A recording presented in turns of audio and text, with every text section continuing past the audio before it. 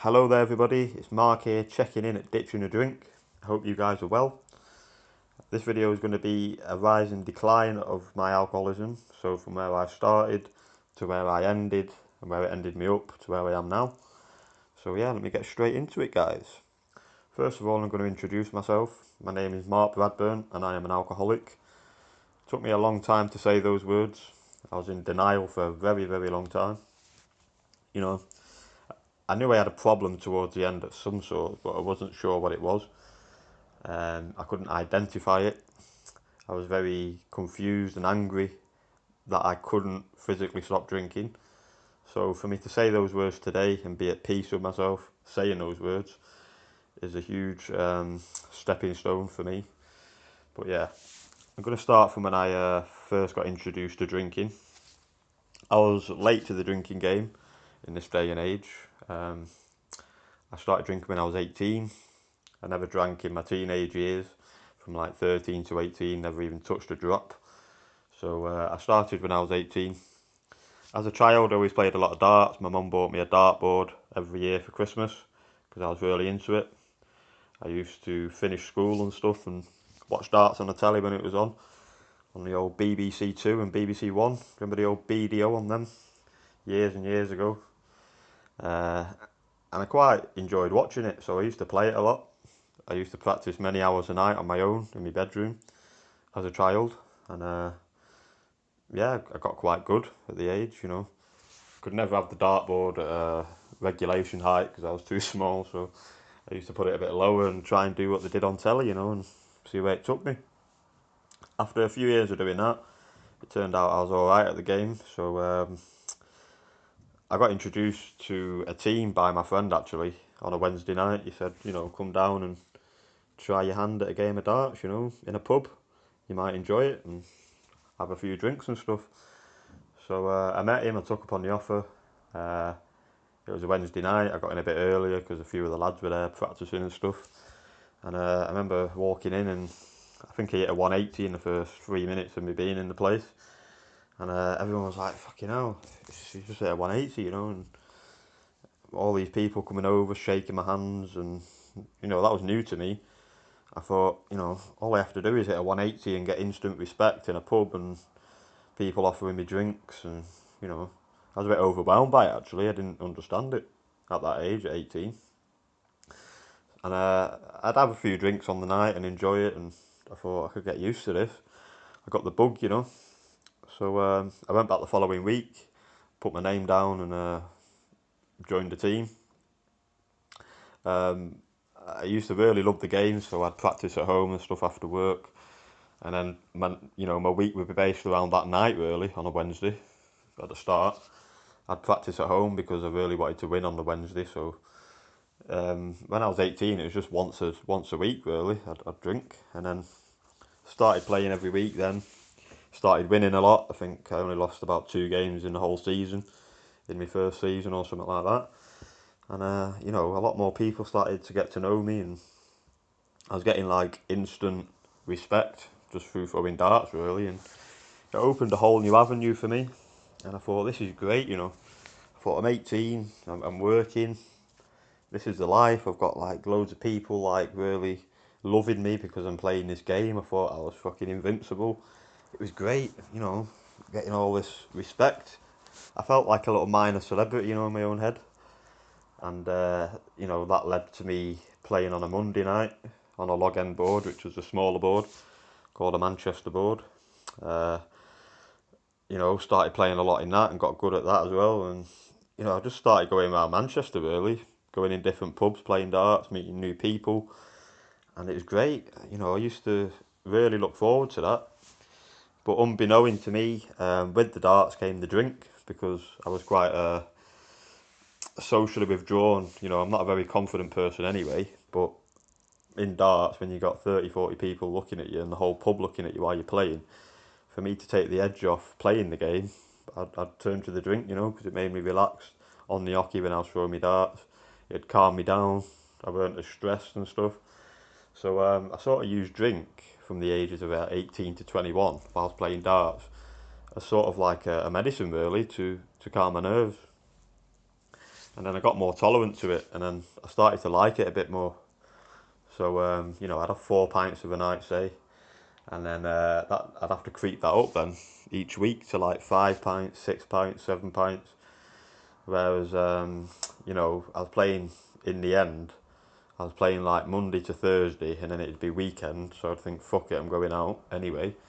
So I'd be out drinking every night, and at the time I had a girlfriend, and you know, I'd make various plans with her. What would get shattered through me having to go out and play darts. You know, darts and drink came first before anything. But in my head, I always thought it was the darts what come first. It's only until a couple of years ago it was actually the drink what came before the darts, but I didn't realise it. Um, you know, I used to always say to her, I've got to play this game tonight, I've got to do this, I've got to go, otherwise I'm going to let the boys down. You know, I'm like the seventh player. All the bullshit excuses you could make just to get in the pub, to have a drink, to play darts. And, you know, the excuses you make over the years and the denial you put yourself in, and it was just a mess, you know. So yeah, I did that for many years, and you know, I really enjoyed it. But towards the end, you know, I didn't even play darts. You know, I stopped playing darts 3 years ago, something like that. And then I liked the home drinking then because I just I fell out of love with the game. I didn't even want to see people in my alcoholism anymore because I was embarrassed of what I was drinking. So I didn't really go in pubs really with my friends and drink because, you know, just say we were in rounds with people, or you know, they were drinking too slow for me, so I'd go to the bar, have a quick nifty vodka or something, or brandy or something, to fill the gap to get the next pint what the next lad's going to buy. And it's just, you know, I was being sneaky with it. So I thought, fuck this, I'm going to start drinking at home. You know, the bar doesn't close at home, does it? There's no last orders at home. You decide when last orders are. So I'd be buying like, you know, big bottles of Budweiser, big cases of Budweiser, and big bottles of vodka, and you know, just not a good life. Drinking in the house, uh, not knowing what times to drink because my head was mashed. You know, I could drink in the morning, I could drink at night, I could drink in the day, and it's just an absolute mess, you know. I knew I had a problem and I started morning drinking. First thing what would be on my brain in the morning to wake me up was a swig of vodka.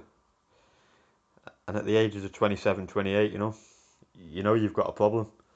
But I didn't know I had a problem. I thought, the problem is, I'm shaking, and if I have this thing, and I put it in my mouth and drink it, them shakes go in 10 minutes, you know. So it isn't a problem because I always had it accessible, it was always there. But over time, it was ruining me, it was ruining my life, it took my life away, you know. I was a mess, I was gaunt, grey, some days unshaven, my hair was a mess. You know, sometimes I didn't even have the energy to put the washing machine on. I wasn't eating properly. Um, you know, I'd go 10, 11 days without eating anything. I used to puke up my drink to get more in. And then, I don't know if you guys can relate to this, you know, the bile in your stomach, and there's literally nothing else to puke up. Just the lining of your stomach, basically. And I'd drink the vodka and it'd be like burning down my throat. And I just had to get it down, you know, it weren't even enjoyable anymore. Everywhere I went, drink had to come with me in the end. And it was a terrible state of affairs, you know.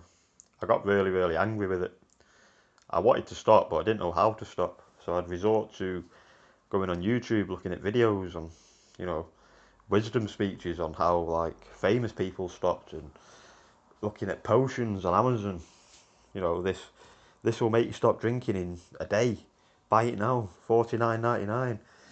You know, I'd go to any extreme because I really didn't want to do it because it was killing me. It was literally killing me, and I didn't know what to do. I couldn't identify my problem.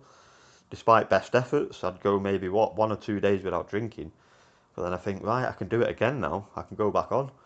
It's just a merry-go-round I couldn't get off. It was an absolute mess. It got to the extremity of me having to go into a detox, and yeah, that opened my eyes a lot, because I remember sitting in a medication queue there, actually, shaking like a shitting dog, and thinking, why am I here? Something what started as a bit of fun in a pub has ended me up in a dripping hospital, having to come to a detox to get well again. I thought this wasn't in the agenda, when I first started. So what's happened? How have I declined? How can I go from having a pint in a pub, having a laugh, playing a game of darts, to being on a drip in a hospital, you know, in absolute dire straits? I didn't get it. And that reason is I am an alcoholic, and I have to come to terms with that.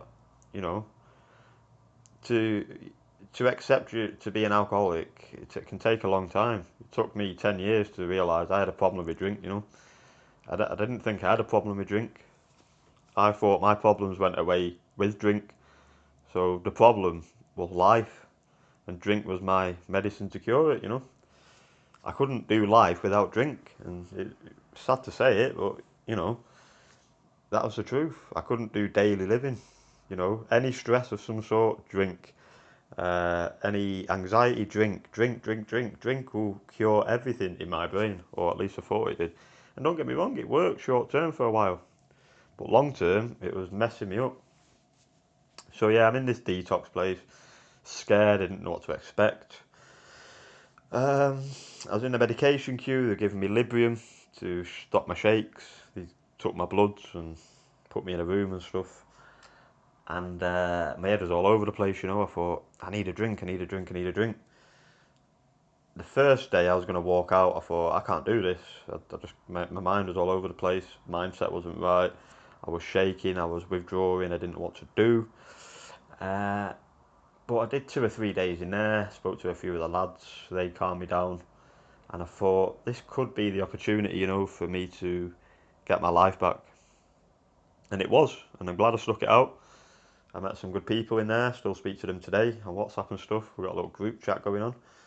And, what the staff did for me in there was unbelievable, because it did save my life. They took a test on my liver, and they said that 28, your liver enzymes aren't what a 28-year-old's liver should be. And that sort of frightened me, And I thought, I've got to do something about this, because alcohol is going to address me, so I need to address it. So they were doing all sorts of meetings and stuff, and all sorts of therapy sessions in the detox I was in. And I went to an AA meeting 3 days before I was due to get released. And I'm glad I went, really, because there was two guys in there, one called Marcus and one called Matt, who shared their story, and I could relate to it. I thought, I can see a bit of me in their story. And I thought, you know what? I was looking at them and I thought, one had, I think, 14 months and the other had over a year or something like that. I can't remember the time scales. But I thought, they're over a year sober. And they go to meetings, and I thought, you know what? There's got to be something in this. Um, so I thought, I come out of that meeting, and then I had a pot noodle, as you do. And I thought about it, and I thought, if they can get a year sober just through going to meetings and talking and stuff, there's got to be something in that. And I come out of that meeting, and I shared a little bit of my story, but not all of it. And I thought, I'm going to give this a go. So I got released on the Thursday. I relaxed on the Friday. It was weekend then, and I wasn't aware of any meetings then. So on the Monday, I thought, right, Mark, get your ass up and get to this meeting. If you don't like it, you don't have to go again. So I did. Luckily, there's a few people there who introduced me and made me feel calm and stuff. And yeah, so I can proudly say I'm 5 weeks now. Still very short time. You can't be too complacent, just taking it day by day. But in the 5 weeks, I have been sober. I've got clarity. My thought pattern's different. I'm at peace with myself. I'm not questioning everything I'm doing. I'm not angry. I've got empathy. I'm clean. Um, my flat's clean. I do the washing. I clean my pots. All these small things, you know, you don't even think about when you're drinking. Everything's just on the back burner. All you care about is drink and where it's going to take you on the night. So it's nice to be at peace with myself for a bit, you know. I'm going to meetings every day. I've met a couple of good friends through AA in the short time I've been going, very supportive of me and stuff. And you know, the fellowship we've got there is great because I come out of the meetings, fly out of the meetings, and I know I'm not going to have a drink.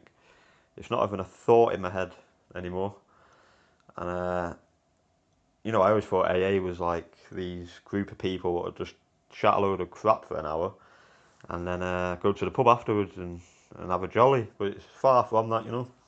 There's some very good people in there with good sobriety, many years of sobriety, and it's good to be around like-minded people that have got stories similar to mine, sometimes different, and it's nice to hear them out, you know, and relate. So I enjoy that aspect of it. So yeah, I'm going to leave it there today, guys. I hope you guys are well. If you want to hear more videos like this, please do comment, like, and subscribe and share. So yeah, I'll leave you to it. Peace.